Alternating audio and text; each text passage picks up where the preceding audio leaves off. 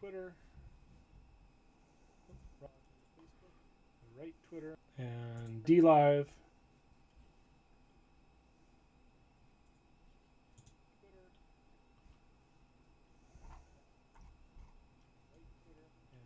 D Live. Okay, so checking my levels. 1, 2, check, check. I'm going to try to keep the microphone nice and close. Oh, my NDI capture is, yep, echo. That's better.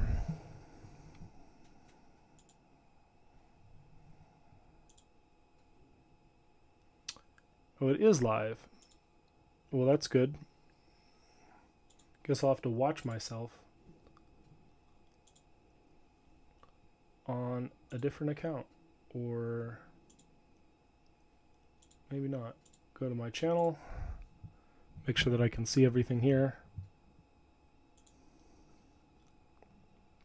Okay, now I can see chat. Chat on 1, chat on 2. All right, so if you have watched, if you've watched it, watched the Chernobyl series premiere, well, no one's voted in the polls, so this is not going to be very exciting. But still, I want to get out at least a little bit of essentially what I think is going on. I didn't follow the names of the characters extremely well, but I think what I picked up was Dyatlov was there, and he was large and in charge and went to talk to the committee. And you see here, he overrode Akimov and Topanov's objections to the experiment they were running. And we saw that just once. We saw that. See where it is. See if I find that. There we go. I need to move my keyboard. We saw that once in this entire... Oh, that's not visible. There we go. We saw that once in this entire show, that there was any idea that the engineers at the Chernobyl power plant had done anything wrong. They were caught unawares as to what was happening or that anything could have gone wrong. But that's not history. And it's here. It's in Wikipedia. You can look up the source. You can look up exactly what we know about this. Now, was that Akimov who committed suicide? Is he the hero of the story? I'm going to read up again, and I'm going to watch again, and I'm going to make sure that I understand exactly what's happening here, because it doesn't correspond to history. We see things like, oh, well, it's silly. We see things like birds falling from the sky over the heads of children going to school the next day. Is this accurate? Is this what actually happened? I don't know what effect of cesium or iodine or any amount of radiation that was released that would have gone all the way to Pripyat and caused the death of birds to make them fall out of the sky. So there's a lot going on. There's a lot of information. It looks like we started this episode at at the culmination of the accident. They were conducting an experiment. They increased the power, and then the power went up, and they tried to put the control rods in, but we know those control rods were not tipped with a neutron poison. They were tipped with graphite. It accelerated the neutrons and caused what we think is it's a negative void coefficient. It accelerated the reaction. It caused a reaction factor of 1.02, and that's from some very, very great contributors at the Nuke Nerd Facebook group, and that is enough energy to tear apart this reactor. But that was not the explosion that caused the building to disintegrate, and that's another part of this story that is not well expressed. That this burning building, the problem was not that it was on fire, that the reactor was a bomb that went off. The problem is that there was hydrogen, and we did sort of see that in let's see, this is the order of my slides is not very good. There we go. Let's there we go.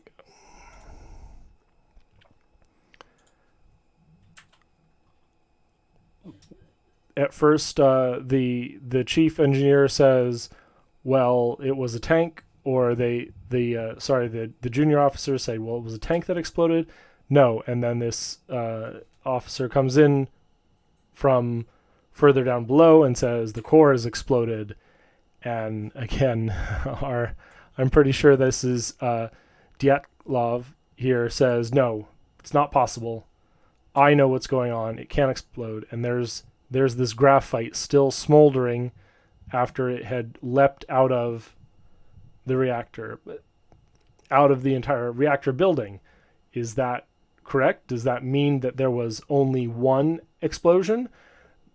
That's information that's been theorized, but I don't know that the science is with us on that. I think that we had a steam explosion. That is the primary force inside the Chernobyl accident. There was a steam explosion. Were there lights beaming into the sky? Was there Cherenkov radiation flowing into the sky? This part where the engineers are running around in the basement, or sorry, throughout the rooms, their gruesome radiation injuries. I don't know if this is if this kind of radiation burning would happen immediately. That might not be accurate.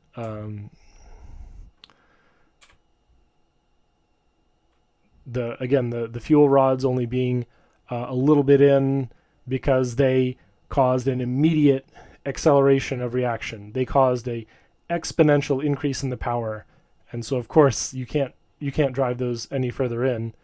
Again, this is a 3.6 Röntgen of energy. There's the glowing. There's a little bit of blue. I think you can see right here. Some blue coming off of that building. I think that's meant to represent the Cherenkov radiation. And here's firefighters picking up graphite from the ground. This is the engineers discussing whether or not to go into the core, and then the burning core that they see. Doctors at the nearby hospital saying, "Why would we have iodine pills? Iodine." The UK accent very strong here. The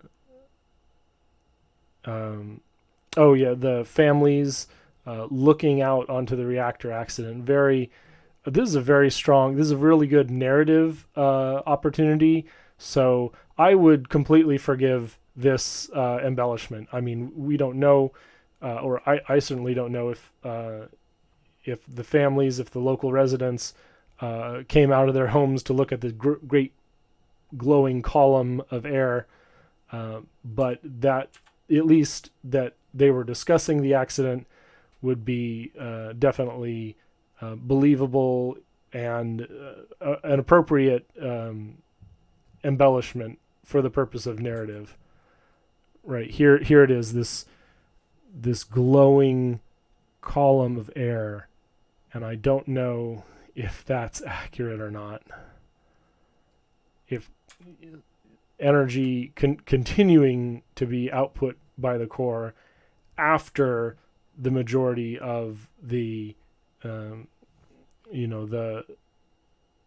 not the majority of the material, after it was blown apart, it's no longer concentrated in one spot.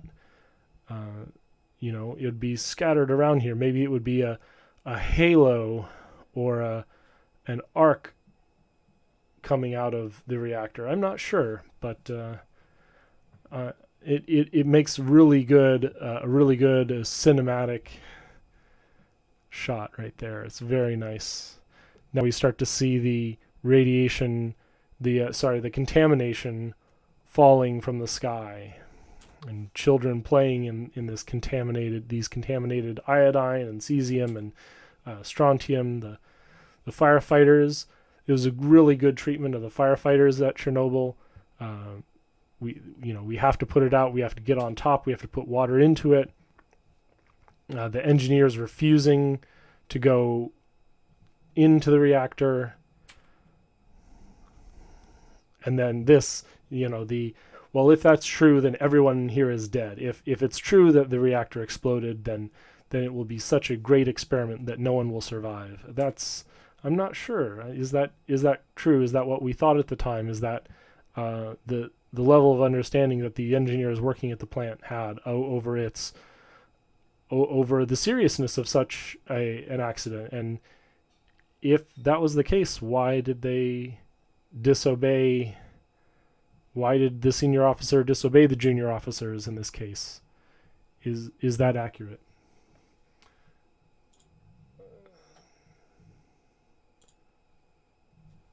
Yep, no comments yet. That's fine. I did not spend much time promoting this. Again, the committee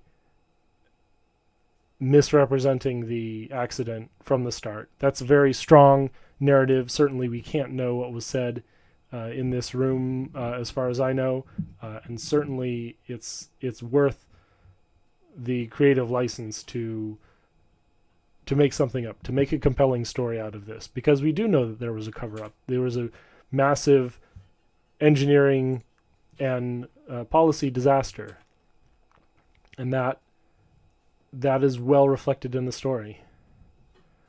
But we don't see the full extent of it. We don't see that these engineers knew they were doing something wrong inside the plant, that they knew they were asked to meet a schedule, and they were asked to produce results, and they did not communicate fully, and there was an accident that resulted.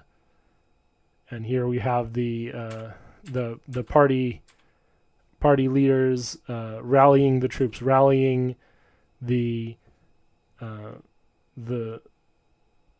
all of their local political leaders to say, well, this is what we're going to do, and we're going to enact this policy.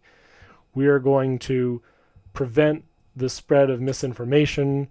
We are going to, contain this. We're going to lock down the town. No one may leave. No communication goes out. And this is just as we saw in the trailer. No huge surprises, just a lot of drama. No, not any serious spoilers, other than if you had seen the trailer. Here's the one of the other engineers saying, well, we used our best dosimeter, and it fried itself, and then we found a military hardened dosimeter, and it read 200 Roentgen. And here we have the senior officer shouting at his junior, you did not see graphite on the ground outside. That's not possible. And this is perfect. This is great writing. This is, setting up this arrogant officer who had countermanded his junior's objections and and said, we'll go forward with the experiment. No, that's not possible. It's not possible that I made a mistake. I am without fault. And we see that back here. They're ordering another, in this one, they're ordering this officer back up to the roof to check out what happened, and he's refusing. And I think they had convinced him, and he goes up there and he sees the carnage, the blown apart reactor. And here is the clue we get. I think this, let's see, which character is this? This might be Toptanov. That could be him. And he's racked with guilt.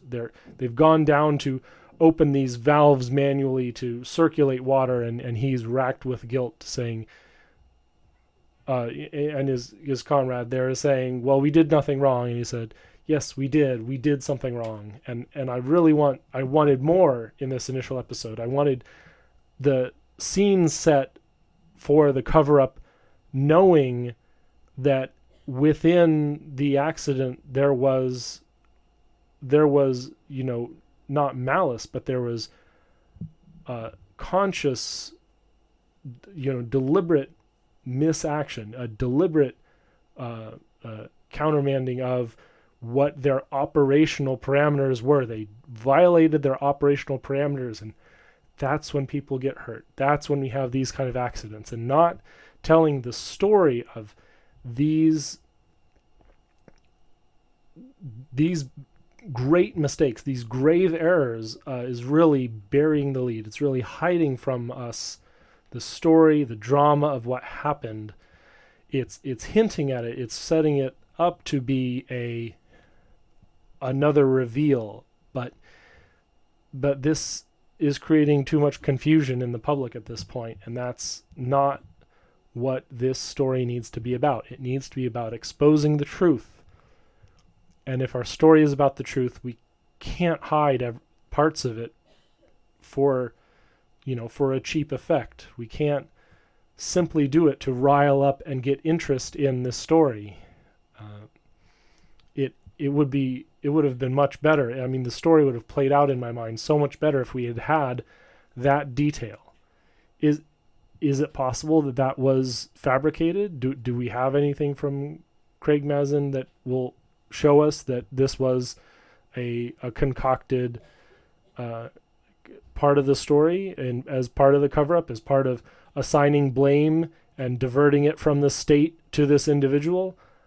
I don't know. I don't know what his plans are. I hope that we get a reflection of the accident, a retelling of the accident next week, and that would save us from some of this confusion that I'm feeling right now. Is that everything that I've studied about this accident showed, well, a deliberate countermanding of their operational instructions, and it caused a grave accident, and that is a very significant part of the story. This where they bring in their expert is extremely important, and we see this play out in United States policy, where you are only a scientist, you're not a politician. You do not set policy. You cannot speak on policy. Jim Conca is pumping his fist at this point. You are a scientist. You do not set policy. Don't even think about telling the public that we should do something else with our nuclear waste, because we said it goes into Yucca Mountain and that's where it needs to go. You can't have another solution. And this is exactly how it is played out in America in terms of in the U.S. in terms of our policy for how to operate on nuclear waste. We can't deviate from that. We can't say that the contents of the Hanford tank are now cooled off after, the decades that have passed. We can't say, well, whatever the emissive energy of that sample is determines how we treat it. No, it originated with the Purex process, therefore it's high-level waste, and there's no arguing about it. That's policy obstructing science. And this is a really great part of the story, and I hope that we expand on this a lot more, because we see it today. And then the bird falling out of the sky. So, again, I can't say that that the Chernobyl miniseries is the foremost authority on what's happening or what has happened to our nuclear energy history, and maybe we'll see more. Maybe we'll see them mention how the Chernobyl reactor was designed to cook fuel very hot and extract it for the purpose of nuclear weapons. Maybe we'll get to some of that information, but it doesn't encourage me at this point, because we have so much information hidden that deserves to be in the story. That wouldn't change the drama. It wouldn't change the outcome or the effect on people, unless there's a twist, and there's a huge spoiler to the story. I'm sorry if I'm spoiling episodes 2 through 6 right now, but this is such an important part of the story. I feel that we need to start talking about it. So I'm going to again endorse the Wikipedia page, the individual involvement in the Chernobyl disaster. This will give you a really good story. It'll find some. They'll show us some sources that we can check up on and read and study in order to better understand what happened in the context of what we've just seen. So that'll be all for it. Thanks for checking in.